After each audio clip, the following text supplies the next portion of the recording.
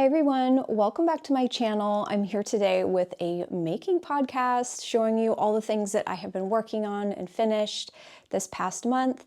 If you're new here, welcome. My name's Marina. I am the creator and owner of Pineapple Yarn, which is a hand-dyed yarn company here in coastal South Carolina. And my shop has yarn, baskets, all kinds of things that make your knitting and your crafting a really enjoyable experience. So I'm so glad you're here joining me this morning. It has been a crazy past few weeks.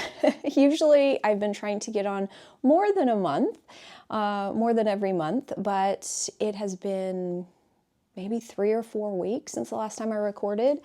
And the reason for that is I've had contractors in and out of my house.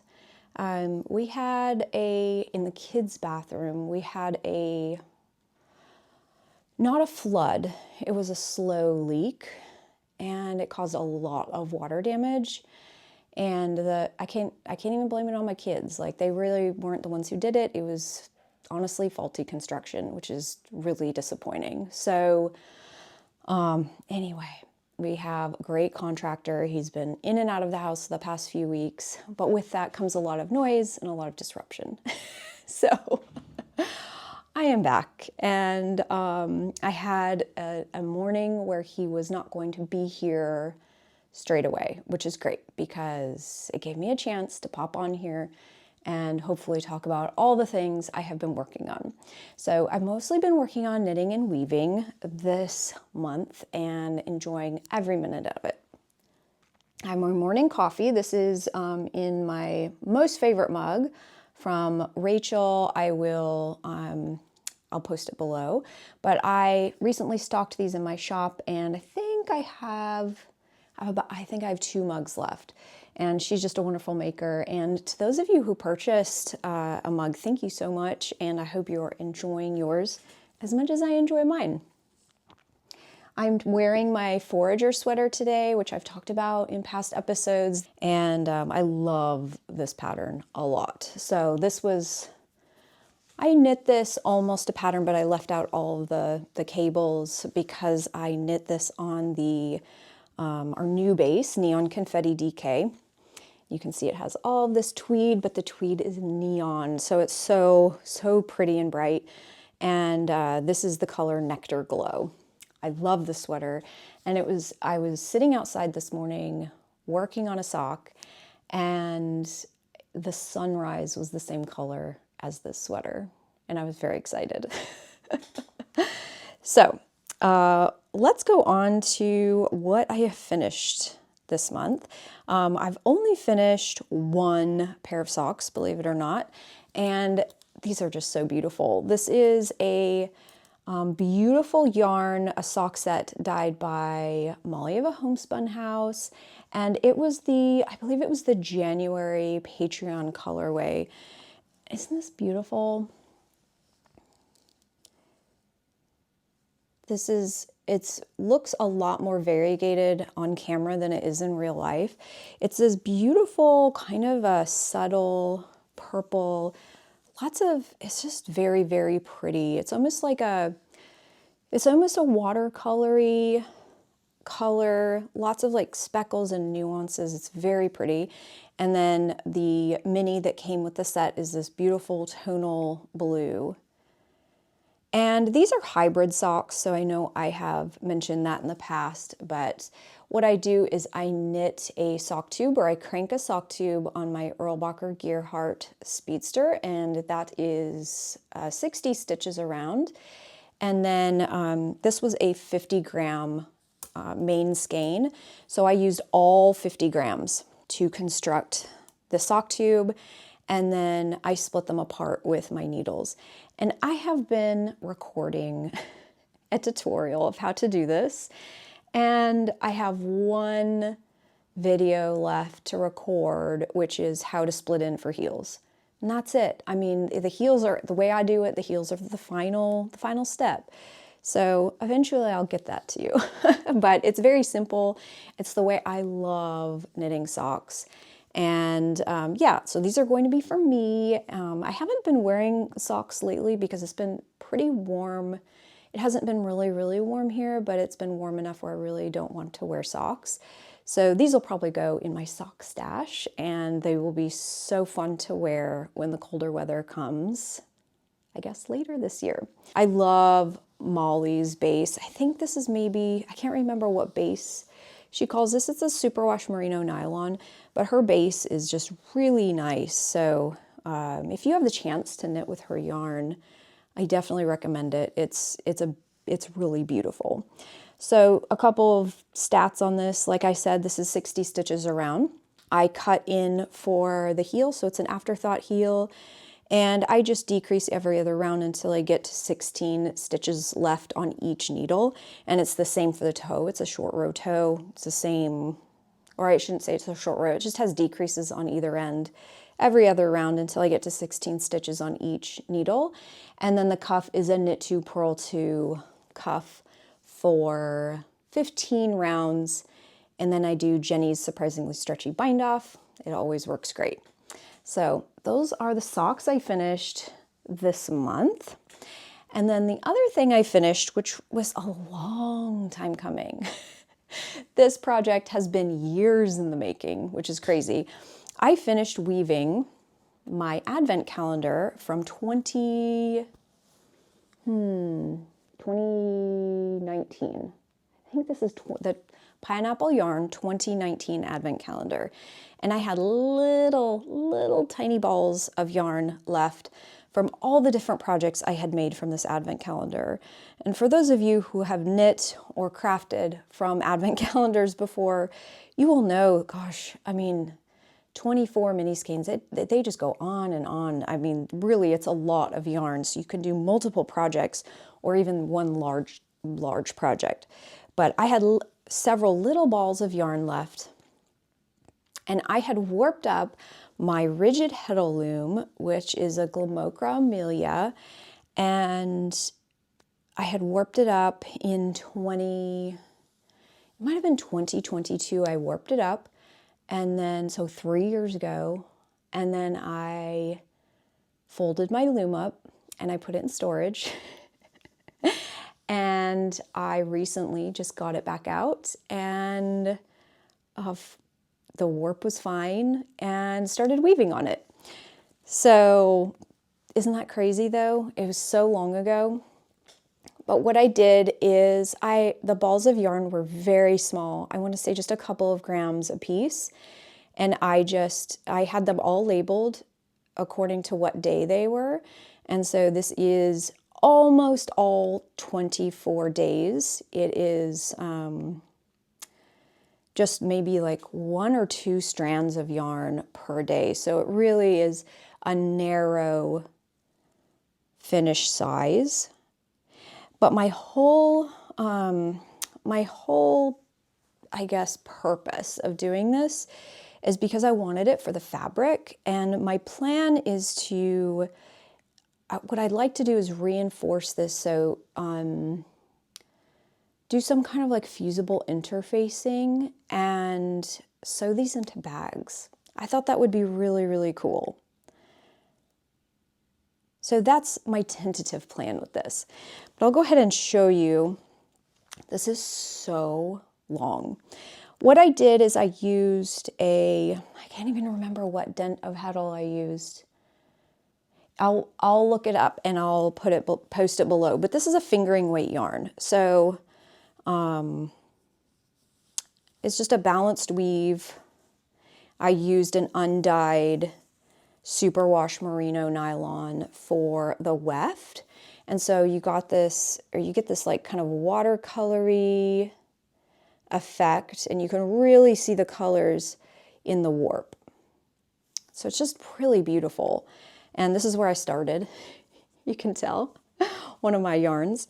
And I mean, this is just long. Let me stand up and I'll show you how long this is. So I mostly did I'm going to move you real quick. I mostly did a undyed yarn for most of it, and then I'll show you where the color changes. So it starts there, and it keeps going and going.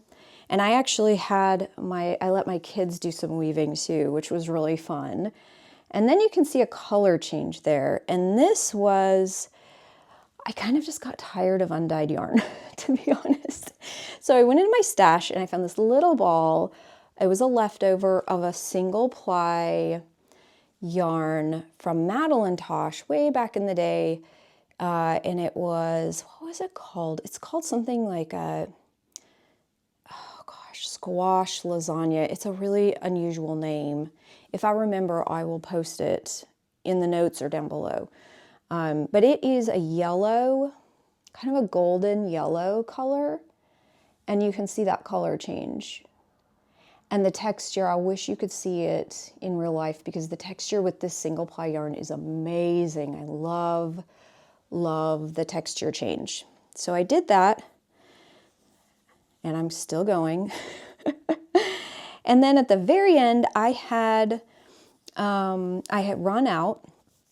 I ran out of the Madelinetosh, and then I used a pineapple yarn colorway that was, oh, I used it as an accent color with some self-striping yarn a few months ago. I think it's called, it was an old colorway, I think it was called Let's Sleep In, I think. But it's kind of a mauve-y, pinky color, and I just let my kids, once I reached that point, I was so tired of weaving, honestly. I was so tired of weaving on this. And so I told my kids, I said, go for it and enjoy weaving. So even my youngest, like my son, he just turned 7, and you can see they were trying their best and they were experimenting, and you can see all those uneven selvages, which is fine. They had so much fun at the very end here. And then I just kind of knotted the ends and we were done. So I don't know if I mentioned this, but this is unwashed. So I've not washed this yet.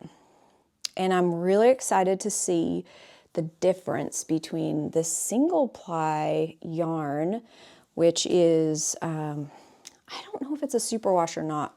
I can't remember because I used it many years ago. And then this undyed yarn. But look at the color difference. How pretty is that? I just love warm colors.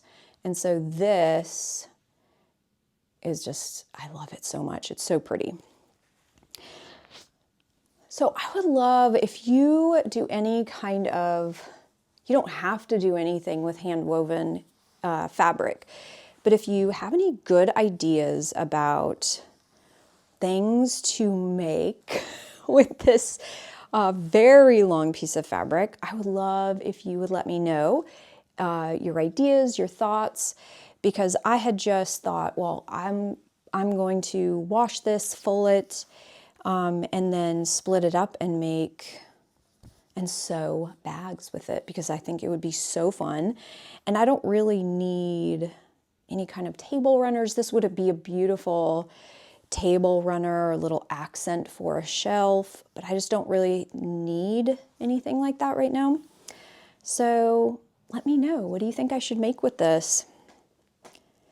I think the colors are outstanding though. I really am happy with these colors.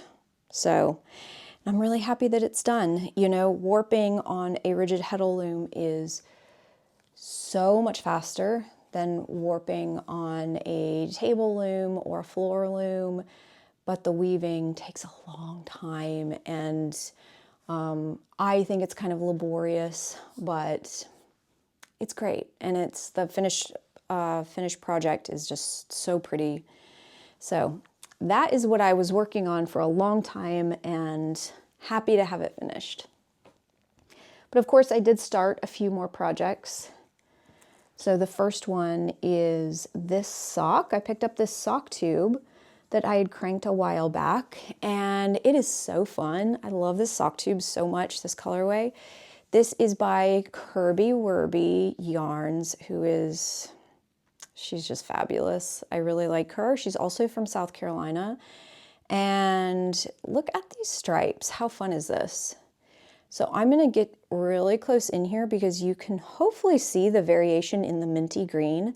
There are 4 different kind of blue-green colors in those stripes. Isn't that cool? This is called Cooler Than a Pack of Peppermints. It might be a Christmas colorway, but I'm not sure. I think it's just kind of a fun whatever colorway.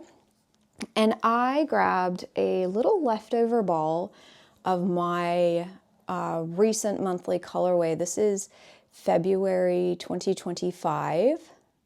And I had just this little ball, and I have knit so far, I've knit a cuff on the sock tube. So I just picked up, this is the first stripe in that minty green section, and then just knit a knit 2 purl 2 cuff. And I'm just following, you know, my usual pattern, the usual routine for my socks. This is a 60 stitch cylinder, or 60 stitch tube that I cranked on my 60 stitch cylinder. And then this morning I actually picked up for the next round. So I was just going to go take the end and just start kind of backwards and start picking up from there. But there is a subtle difference in stripes. And I have so much of this fabric, and so I just figured I might as well follow the stripe sequence and make them matchy-matchy if I could. So I picked up with 2 different circular needles. These are Addy 24-inch. I think I get like sock rockets, or I don't know what they're called nowadays, rockets. But they are 2.25 millimeter. And so I take 2 of those, and I just pick up all the way around and leave 1 round in between them. And what I'll do is I will clip them and just unpick all the way around, and then this will be split off, and then this will be the top of the second sock. And so I think, I haven't weighed this yarn, but I think I will have enough for heels, toes, and cuffs. It's amazing how a little ball of yarn in a fingering weight just goes, I feel like it goes on, and you can really knit more than you expect with just a little leftover yarn. So I do have some more of this February colorway in the shop right now in case you're interested in picking that up. And I'm not sure if Cherie has any more of this colorway in her shop right now or not, but I will link her store below because she's so clever, she's so creative, and again, you know, with these self-striping makers, it blows my mind how labor intensive it would be to prep the stripes for these socks. So I'm very appreciative of all the work that they do for these stripy socks because they're great. So I've been working on this every morning, and I will share those with you when I get done with them. And I've just been carrying this in one of my shallow baskets that I have here in the shop, and it's great for a pair of socks. And I really like having these baskets because then I can leave my knitting everywhere and it looks like decor. The next project I started on, I haven't been working on this one so much, but I did a little bit, and it's kind of a mess in here. It's kind of messy in my basket. This is a small project basket with a handle, and I also have these in the shop right now. And I did start another lap robe or prayer shawl, and I've crocheted this. Oh yeah, so I do have some crocheting. I kind of forgot. But I've misplaced my hook. I have no idea where my hook is, so I kind of need to figure that out so I can work on this. I may be using like an H hook, size H, which I don't know in millimeters. If I had the hook, I would tell you exactly what it is, but I don't know. This is kind of a feather and fan pattern, but it's the crochet version, so it's called Ripple Stitch. I was inspired by a website I just kind of stumbled over, so I'll link it below. And it's really, really simple. You can do, I think it's a multiple of 17 stitches, or 17, do you call them stitches? Maybe. But you need 17 We'll just say stitches for now. And then you just repeat the pattern. It's very simple and I'm loving it so much. This is, oh, what yarn am I using with this? Can't remember. Let me get another cake and I'll show you for sure. I've got the second cake here. This is Lion Brand Mandala Ombre. And that's what it looks like. And I've really enjoyed this yarn. It's very soft and it's an acrylic yarn. I think they recommend an I hook. So I bet I'm using an H hook. And the colorway is called Balance. Is that where it's at? Yeah, Balance. And I will probably use 3 of these cakes to make a really good size long lap robe or prayer shawl. Though I do wish it was a little bit wider. This is probably about, I think this is about like 22 inches wide. And I do wish it was a little wider. So I'm not sure. It didn't take me long to do this. It's actually a really fast pattern. So I may frog it and make it wider. I don't know. I don't know. Sometimes I get a little crazy and I do those things. But how pretty is that? That striping, I think, is just so pretty. I will say that as much as I enjoy using this yarn, it's very splitty. For me anyway. Maybe it's not for other people, but it has lots and lots of plies. I don't even know if you untwist it. Let me show you. Let me get some yarn. My cake has completely come apart. This is what I have right now. So I don't want to cause any more tangles than possibly could be in here right now. But I'll show you close up. Maybe you can see. There are so many plies in this. And it's just, it is not plied very tightly, which probably makes it nice to, you know, it's probably one of the reasons it's nice to crochet with. Let's see, 6, I'm counting 6 plies, but it just takes a little bit for it to come unwound just a little bit, and you'll catch your hook on one of those plies, and it's kind of annoying, but not enough for me to stop working with it. So far, I haven't been working with acrylic yarn very much, but I would say out of all the acrylic yarn I have worked with, which again is a small amount, but I have liked this brand the best and this base the best. And I like the bright colors too.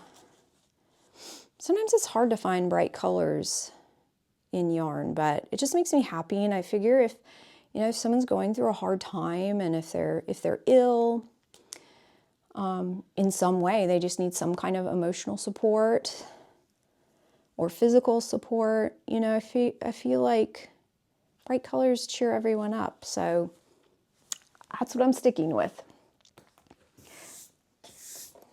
Better get a sip of coffee. Okay, my last project is a new cast on, and it is so bright. I know it's going to blow out on the camera. It is not this bright in real life.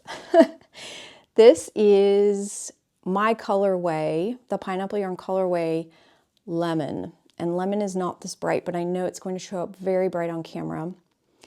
The base is the Neon Confetti DK, the same as my sweater that I'm wearing. And this is a cardigan for my 9-year-old daughter. She is just so fun and spunky, and she has been asking me to use this base to knit her a sweater. So I'm making this cute little cardigan. I think it's called Ellen's Cardigan by Petite Knit. I will post it below. And so far I have this. It's all scrunched up on my needles. But I am just a few rows away from splitting for the sleeves. This is the third to largest size with this pattern. And I do have to say this pattern is so great because it has lots and lots of sizes. So it goes from baby all the way up to, I mean, maybe a large child size, 14, thereabouts. So it's a very versatile pattern. I feel like with all the sizes, you really get your money's worth, because this would be a great gift knit down the line. And it's a very, very simple cardigan. It's a raglan, top-down raglan. You can see those raglan increases there. What you do is there's no applied button bands or anything. It's all built in, and even the buttonholes are kind of like, I'll say they're like afterthought buttonholes. I believe the pattern, I'll show you the button bands. See, they don't even have buttonholes on them. I've changed the pattern, I think 2 different ways. The first way is that I'm not holding a strand of mohair with a strand of fingering weight yarn. I'm just using the DK weight for this. And then the second is the button band. I don't know if this is necessary, but this is just something I've always done, is when I do knit these button bands, I always slip the first stitch. I always slip the first stitch at the beginning of each round, so you kind of get this nice edge. Again, I don't know if that's necessary. I feel like Petite Knit has great finishing in her patterns, but that's just what I'm doing because I'm used to it, and that's just what I'm doing. So other than that, I'm not changing anything. I'm using the required needle size, which is a US 6 4mm.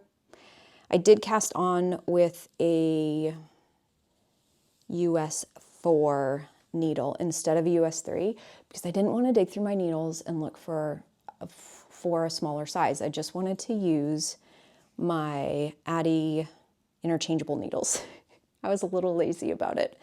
But I have knit so many sweaters in this base. I mean, I knit this sweater, I've knit so many DK weight sweaters that I know what's going to look good and what's going to work. So it's fine. It'll be fine.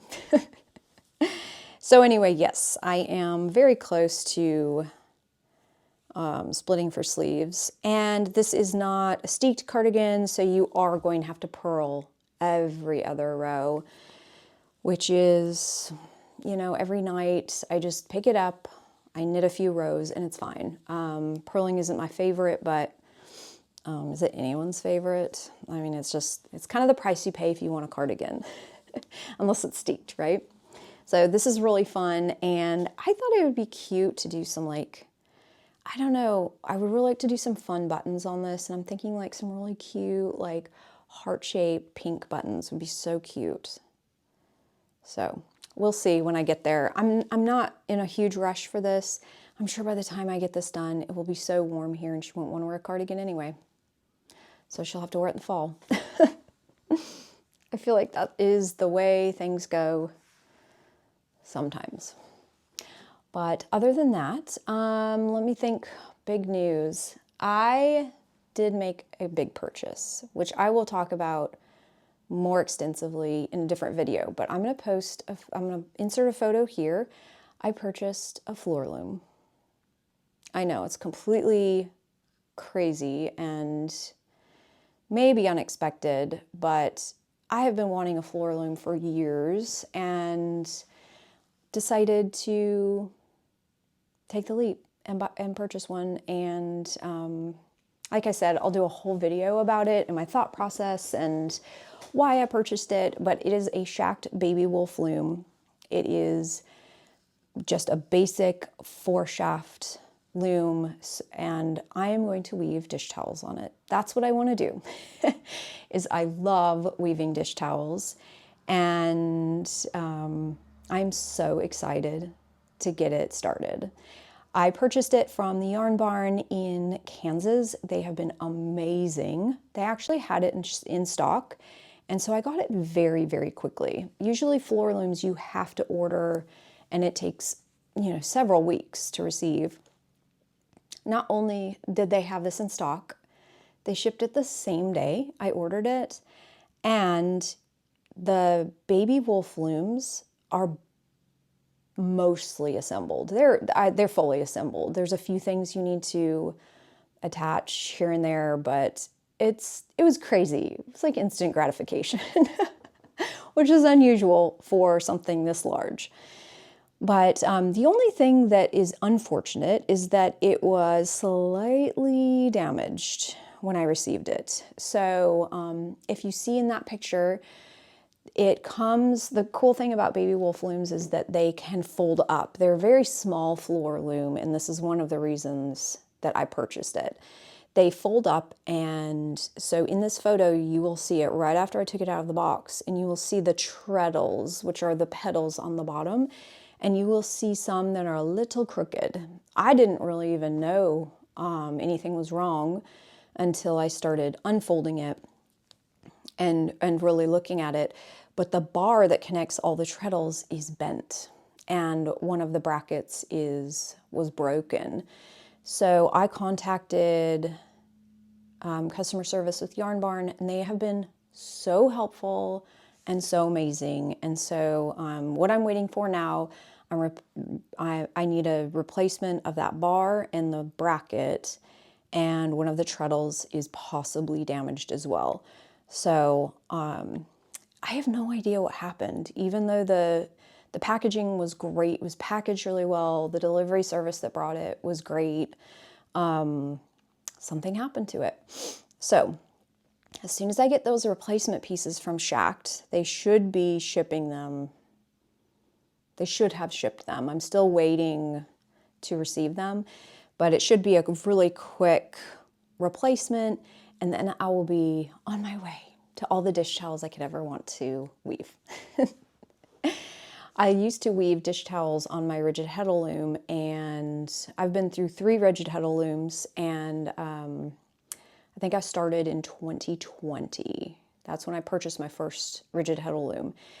And as much as I love weaving dish towels, the cotton yarn on a rigid heddle loom is tough. It is really hard on those looms. So I've always really wanted a floor loom to weave dish towels because they are just sturdier and they hold tension better. And while the warping is a more tedious process and it takes longer, the weaving is faster. And so that's that. I'm really excited to get started on it, and I will definitely be filming some process videos for you to see and watch. And I just think weaving is a mesmerizing process. I love watching weaving videos. It's one of those things it's like watching someone spin yarn as well. It's very mesmerizing, very rhythmic. So I'm very excited about that. Now, I also had a huge stash of cotton yarn, 8/2 cotton yarn, which is, it's 8/2 is smaller than a fingering weight. It's thinner. It's probably half the weight of fingering weight yarn. And that's what I always use for my dish towels. So recently I thought I need to organize these better. And so I had some scrap wood. It was just trim that I had, just a 1x4 trim. And I grabbed 2 pieces, and I'm looking up at this shelf right now, and I made shelving the span of this studio space, and I put all of my 8/2 cotton yarn up here, and I love it. So I'm gonna post some photos, but I had 2 of my girls, I asked them, I said, do you want to organize these according to color? And I said, however you organize it, I'll put that on my shelf. And they love doing things like that. So they got down on the floor and they organized all of the spools of yarn. And there's a lot of yarn. And so they did a really great job. It was so fun. So it's so inspiring when I walk in to the studio. I just see this shelf of color, and I can see everything that I have, and it just gets me so inspired by the color, and I cannot wait to use it all and to get weaving. So that's basically all I have to share with you this week. I'm getting ready for a shop update, which is next Friday, the 5th of April. at 8 p.m. Eastern time, same day, same time that I always have it, except we're in daylight savings time now. So if you are not in daylight savings time, definitely check the time on that. But it's 8 p.m. Eastern daylight, I guess daylight Eastern time. What do they even call that? Oh, Eastern daylight time. It's not standard time. Anyway, I'm going to have some really great things. I'll have an April colorway. I will have some fiber. And what else do I have? I have it all back here. It's all wound. It's ready to go. I'll have some sock sets. Yeah, so I'll have a little collection of some goodies. Oh, I'll also have some needle stoppers. Some little like bunny needle stoppers, some flowers, so some like nice spring needle stoppers, which is really fun. So I hope you join me next Friday. Hopefully I will not have a construction crew in my house and I can do a shop update preview to show you all the goodies that will be in the shop. If you want to see what is going into the shop, I'll be sending out a newsletter next week, so make sure you are subscribed. I have a link below to my newsletter, and I send it out maybe once a month, so it's very infrequent and won't fill up your inbox. But other than that, that is all I've been working on this month. Thank you so much for joining me. If you liked this podcast, I'd love if you'd give it a thumbs up, and I will see you hopefully next week with a shop update preview, and hopefully soon with some weaving process videos. But I hope you're doing well, and I really appreciate the time you've spent with me, and I will see you next time. Until then, I hope you have an awesome day. Bye.